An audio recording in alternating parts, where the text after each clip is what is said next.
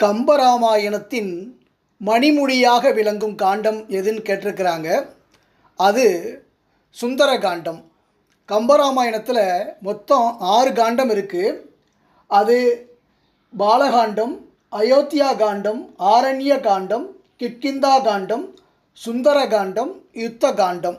இந்த 6 காண்டம் இல்லாமல் 7வது காண்டம் ஒன்று இருக்குது.